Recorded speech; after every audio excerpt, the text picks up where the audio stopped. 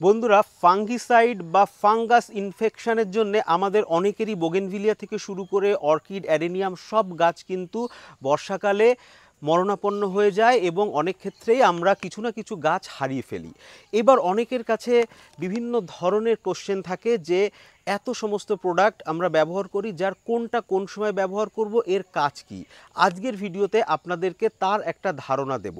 যেমন ধরুন, এই ফাঙ্গাস ইনফেকশনটাকে কমানোর জন্যে যে উপাদান বা যে মেকানিজম ব্যবহার হয় প্ল্যান্ট ম্যানেজমেন্টে, সেটা হচ্ছে প্রথম যেটা হয় সেটা হচ্ছে কমন অ্যান্টিফাঙ্গাল ট্রিটমেন্ট।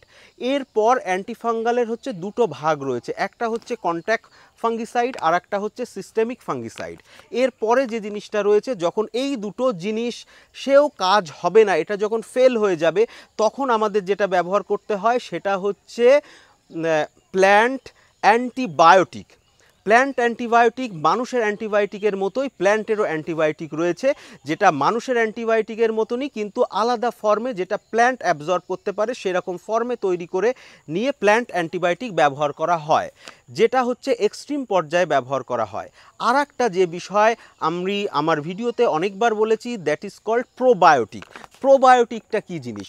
প্রোবায়োটিক হচ্ছে এমন জিনিস, কথার অর্থ হচ্ছে আরও বেশি ভালো করে যেটা কাজ করবে এবং যেটা বেশি প্রোটেকশান দেবে এবং যেটা আগে থেকেই করা সম্ভব, ম্যানেজমেন্টে আগেই আমরা ইনকর্পোরেট যদি করে নিই, অর্থাৎ কি বলে, আমরা যদি সেটাকে আমাদের সিস্টেমের মধ্যে ঢুকিয়ে নিই, তাহলে সেটা বেটার প্রোটেকশান দেবে ইন ফিউচার। সেই রকম একটা জিনিস হচ্ছে প্ল্যান্টের ক্ষেত্রে প্ল্যান্ট প্রোবায়োটিক। মানুষের ক্ষেত্রে বা পশু পাখিদের ক্ষেত্রেও কিন্তু ট্রিটমেন্টে প্রোবায়োটিকের ব্যবহার এখন মারাত্মকভাবে হচ্ছে এবং প্ল্যান্টের জন্যও প্রোবায়োটিক কিন্তু ইনকুলেট করছে বিভিন্নভাবে, বিভিন্ন সায়েন্টিস্টরা অনেক বছর ধরে করে এসছে। এই প্রোবায়োটিকটা কি সেইটা একটু আপনাদেরকে বলবো। প্রোবায়োটিক হচ্ছে কিছু বেনিফিশিয়াল ব্যাকটেরিয়া, যেগুলো গাছের রুটের মধ্যে দিয়ে গাছের ভিতরে কলাকোষের মধ্যে উঠে যায়, এরকম কিছু প্রোবায়োটিক আছে। এবং এমন কিছু প্রোবায়োটিক আছে যারা গাছের রুট সিস্টেমের ওপরের লেয়ারে অবস্থান করে এবং সে গাছকে বাইরের ক্ষতিকারক রোগ জীবাণু গাছের মধ্যে প্রবেশ করতে বাধা দেয়।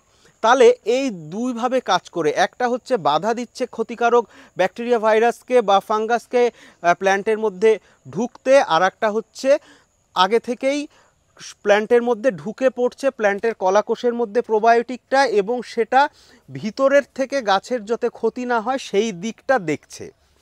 এইবার বিষয়টা হলো যে এই প্রোবায়োটিকটা আমরা কখন ব্যবহার করব। প্রোবায়োটিকটা সাধারণভাবে ব্যবহার করতে হবে এই বর্ষা সিজনে, কিন্তু ব্যবহার করলে কোনো কাজ হবে না। প্রোবায়োটিকটা অ্যাক্টিভেট হতে